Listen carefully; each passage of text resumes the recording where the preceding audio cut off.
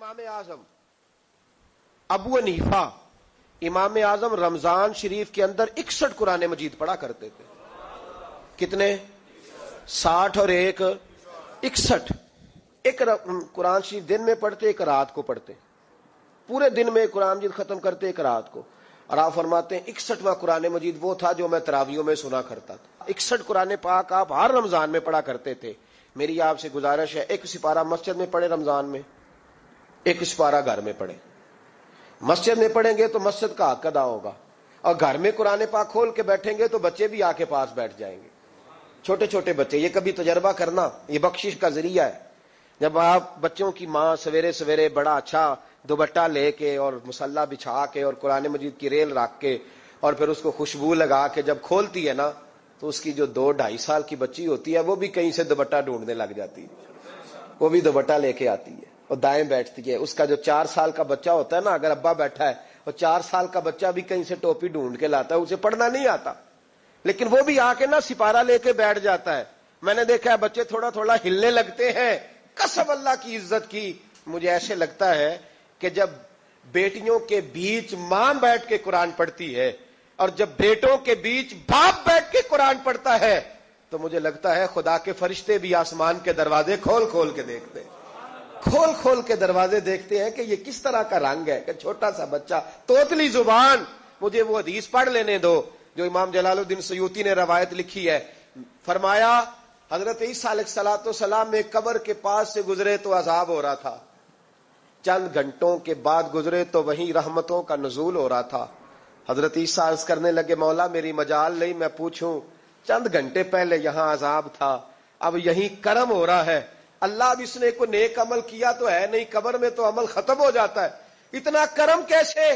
تو رب کریم نے فرمایا موسیٰ بندہ بڑا گناہگار تھا, پاپی تھا, سزا کا حقدار تھا, پر جب انتقال اس کا ہوا تو بیوی اس سے پہلے حاملہ تھی. اس کے انتقال کے 2-4 مہینے بعد بچہ پیدا ہوا, پھر اس بیوی نے بچہ پالا. آج 4.5 سال کا بچہ مکتب گیا ہے, استاد نے بسم اللہ شریف پڑھائی ہے, اس کے بچے نے توتلی زبان پہ کہا بسم اللہ الرحمن الرحیم. تو مجھے حیا آئی ہے کہ اس بیچارے کو بھی لفظ نہیں ادا کرنے آتے, زمین پر بیٹھ کر یہ توتلی زبان سے مجھے رحمان اور رحیم کہے اور میں اس کے باپ کو سزا دوں. بس بچے نے ایک دفعہ بسم اللہ پڑھی ہے, میں نے باپ کے سارے گناہ معاف فرما دیے. مہربانی کرو, ایک سپارہ گھر میں, ایک سپارہ مسجد میں. یہ ضرور آپ نے روٹین بنانی ہے. مسجد میں پڑھیں گے تو مسجد کا حق ادا ہوگا, گھر میں پڑھیں گے تو بچے بھی پڑھیں گے. اور تیسرا سپارہ وہ ہے جو آپ نے تراویح میں سننا ہے. تو کتنے سپارے ہو گئے ایک دن میں؟ 3. تو رمضان میں کل کتنے ہو گئے؟ 3 قرآن پاک. کتنے قرآن پاک جی؟ 3 قرآن مجید. ایک سپارہ دن میں, ایک رات میں. تو آپ کا 10 دن کے اندر انشاءاللہ قرآن پاک ختم ہو جائے گا. کریں گے انشاءاللہ تعالی. یہ ذہن بنائیں, یہ ذوق پیدا کریں, اور قرآن پاک کا ایک حرف پڑھیں تو اللہ 10 نیکیاں دیتا ہے, اور رمضان شریف میں 70 گنا بڑھ جاتی ہیں. تو اب ذرا ضرب دے لو بات کہاں جائے گی. تو رمضان المبارک میں قرآن پاک سے میں نے کہا کوئی اخبار نہ دیکھو, کچھ نہ دیکھو, سارا دن بس قرآن پاک دیکھو, سارا دن قرآن مجید پڑھیں, قرآن پاک سے دل لگائیں. حضرت عبداللہ ابن مسعود رضی اللہ تعالیٰ عنہ فرماتے ہیں نبی پاک صلی اللہ علیہ وسلم نے مجھے بلا کے کہا مجھے قرآن پاک تو سنا. میں نے کہا یا رسول اللہ آپ پہ نازل ہوا میں آپ کو سناؤں؟ تو فرمایا میرا دل کر رہا ہے میں تجھ سے سنوں. حضور کو زیادہ آتا تھا نا, تو کبھی کبھی آپ سمجھ لیں کہ آپ کو زیادہ آتا ہے, لیکن پھر بھی سامنے والے, میں اکثر کہتا ہوں مدرسے کے طلباء سے, میں کہتا ہوں آپ قاری اور حافظ تو ہو گئے ہو, پر کبھی کسی اور سے بھی سنا کرو, کہا کرو سناؤ یار 2 آیتیں, دل کر رہا ہے. حضرت ابی بن کعب رضی اللہ تعالیٰ عنہ کہتے ہیں نبی پاک تشریف لائے تو مجھے کہنے لگے ابی ادھر آ میں تجھے قرآن پاک سناؤں. میں نے کہا یا رسول اللہ مجھے فرمایا مجھے اللہ نے حکم دیا ہے کہ میں تمہیں سناؤں. حضرت ابی رو کے کہنے لگے یا رسول اللہ رب کریم نے میرا نام لیا ہے. میں کہاں وہ کہاں؟ فرمایا ہاں تیرا نام لیا ہے. رونے لگے, کہنے لگے حضور پھر تو میں بڑا خوش نصیب ہوں, سنائیے میں سنتا ہوں. تو حضور سننا بھی حضور کی سنت ہے, سنانا بھی نبی پاک کی سنت ہے. قرآن مجید کو سنیں. اور پھر یار دکھ کی بات ہے نا کہ پاسپورٹ کے دفتر تو میں 2.5 گھنٹے کھڑا رہوں, شناختی کارڈ کے لیے میں 1.25 گھنٹہ کھڑا رہوں, اور میں پہلی دفعہ سعودی عرب جاؤں تو امیگریشن کے لیے 2.5 گھنٹے بھی مجھے لائن میں لگنا پڑے تو میں لگا رہوں. دنیا داری کے لیے تو میں اتنا کھڑا رہوں, اور تراویح کے لیے مجھے 1 گھنٹہ نہ کھڑا ہوا جائے. اور میں بہانے کرتا پھروں، تو پھر یاد رکھو وہ حضرت سیدہ اسما کہا کرتی تھی، نبی پاک نے مجھے کہا تھا اسما اللہ کے راستے میں گن گن کے نہ دینا ورنہ وہ بھی تجھے گن گن کے دے گا۔ جب ہم رب کریم کو وقت اس طرح دیتے ہیں کہ دنیا داری کے لیے تو ساری ہمارے پاس ہمتیں موجود ہیں، اور تراویح کا وقت آیا تو بہانے ڈھونڈنے لگ گیا، تراویح کا وقت آیا تو وہ جو ہے اس نے شروع کر دی بات کہ جناب میرے فلان جگہ تکلیف ہے اور مجھے بلڈ پریشر ہو جاتا ہے تو پسینہ بڑا آتا ہے، تو اب تو آسانیاں ہی بڑی ہیں۔ صحابہ کہتے جب ہم مسجد نبی میں نماز پڑھنے جاتے تھے، بارش ہوتی تھی تو مسجد میں پانی کھڑا ہوتا تھا، کیچڑ کھڑا بن جاتا تھا، تو ہم اپنی جھولیوں میں خشک مٹی ڈال کے لے جاتے تھے، اپنی اپنی جگہ بچھا لیتے مٹی، اور پھر ہم نماز پڑھتے تو ہمارے پیشانیوں پر بھی مٹی لگ جاتی۔ تو ایک صحابی جھاڑ رہے تھے تو نبی پاک نے فرمایا نہ جھاڑ، جب تک چہرے پہ رہے گی فرشتے درود بھیجتے رہیں گے۔ اب تو ایسی لگے ہوئے مسجد میں، پھر بھی تو تراویح نہیں پڑھتا۔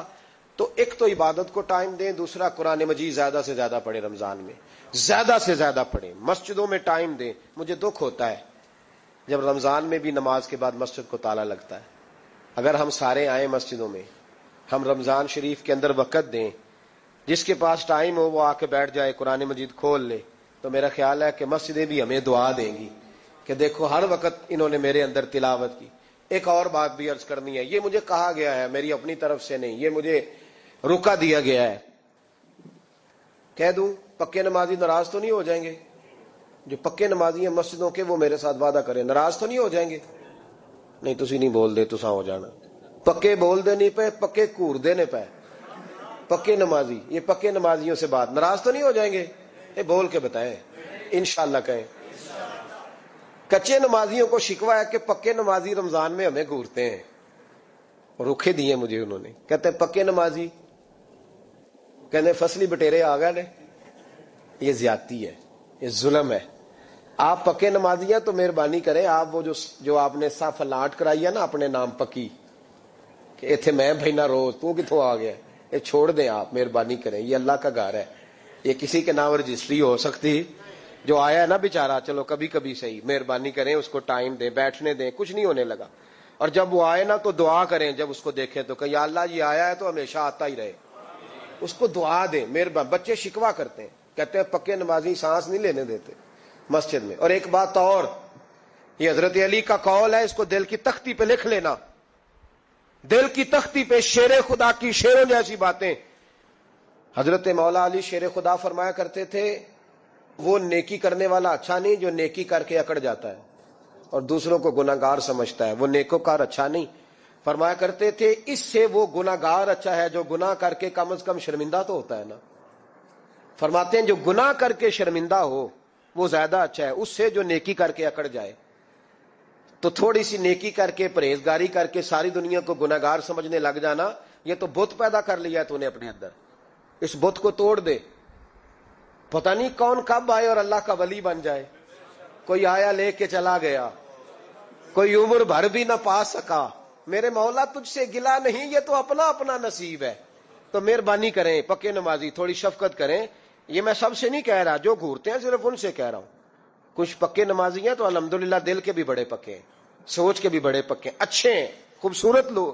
لیکن کچھ ایسے لوگ ہیں، ہمارے شہر کے ایک ڈاکٹر صاحب ہیں، میں نے کہا آپ نماز مسجد میں پڑھا کریں، ان کی عمر کافی زیادہ ہو گئی ہے، تو کہتے ہیں حضرت میں پڑھوں گا انشاءاللہ۔ ان کو میں نے دوائی لینے گیا تو وہاں بھی میں نے بات شروع کر دی، میں نے کہا آپ مہربانی کریں، کہتے میں آؤں گا۔ کچھ دنوں کے بعد میں نے اس مسجد میں نماز پڑھی اور خاص کر کے پڑھی کہ یہ ٹائم ہے۔ میں نے فون کیا کہ ڈاکٹر صاحب آپ نظر نہیں آئے، تو کہتے ہیں سب ناراض نہ ہو جان۔ نمازی مجھے کہتے تھے خیر ہے ڈاکٹر صاحب، کہیں غلط جگہ تبادلہ تو نہیں ہو گیا، کوئی مصیبت تو نہیں آ گئی؟ تو کہتا ہے مجھے شرم سی آتی ہے کہ نمازی اس طرح، ویسے بھی میں گیا نہیں، 60 سال عمر ہو گئی، تو اب نمازی تو یہ آپ کیا کر رہے ہیں؟ ہم کوئی اللہ کی رحمت کے منشی ہیں کہ ہم سے پوچھ کے وہ دے گا جس کو دے گا؟ کیا کرتے ہو؟ او بھائی، حضرت باجدید بستامی رحمت اللہ تعالی علیہ جیسے لوگ کہا کرتے تھے جنہوں نے ساری زندگی جھوٹ نہیں بولا، حرام نہیں کھایا، فرماتے تھے الفن کہتا ہوں، بالغ ہونے کے بعد نماز قضا نہیں کی، لیکن پھر بھی کہا کرتے تھے دعا مانگو میرا رب مجھ سے حساب نہ پوچھ لے۔ حساب والا نہیں ہوں میں، درگزر والا ہوں۔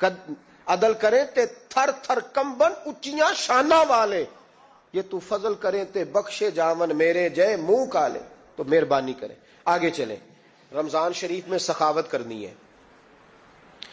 حضرت انس بن مالک رضی اللہ تعالیٰ عنہ فرماتے ہیں جس طرح تیز آندھی چلتی ہے، ذرا مثال دیکھیں صحابی کی کتنی خوبصورت. فرماتے ہیں جس طرح تیز آندھی چلتی ہے نا، اس طرح رمضان میں میرے نبی کی سخاوت چلا کرتی تھی. نبی پاک ہر سائل کو دیتے، جو قیدی بند ہوتے نا، قیدی جنگ کے قیدی کفار، حضور انہیں بھی آزاد کر دیتے رمضان میں. فرماتے جاؤ تمہیں آزاد کیا، سخاوت کریں. اور میرا مشورہ ہے اس دفعہ غریبوں سے غریب سخاوت کریں. نسخہ دے رہا ہوں امیر ہونے کا. تو سخی ہو جا، رب کریم تجھے امیر کر دے گا. سخی بن جا. مالا والے سخی نہیں ہوندے تے سخیاں کول مال نہیں ہوندا. ایتھے اوتھے دوواں جہان نہیں، سخی کنگال نہیں ہوندا. سخی بن جاؤ.